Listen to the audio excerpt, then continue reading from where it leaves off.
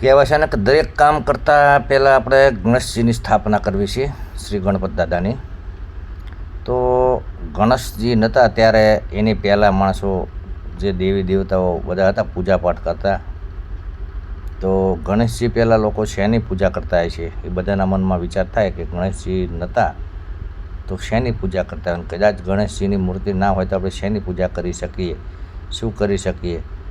તો આદિ અનાદિકાલથી એક પ્રતીક છે આપણી હિન્દુ સંસ્કૃતિ જોડે કે જે સ્વસ્તિક આપણે કહેવી છે, ગુજરાતીમાં સાંખ્યો પણ કહેવાય છે. સાંખ્યાની પૂજા કરતા હતા. કોઈ પણ વસ્તુ સાંખ્યા વગર થાય નહીં. એક એવું પ્રતીક છે કે દરેક જગ્યાએ ચાલે સાંખ્યો. એટલે સાંખ્યની આપણે પહેલાં પૂજા કરતા ગણેશજી પહેલાં. હાલમાં યાત્રા આપણે થાળીમાં કે ગમે ત્યાં સાંખ્યો દોરવી છે અને સાંખ્યો એક સારું પ્રતીક સ્વસ્તિક ગણે છે.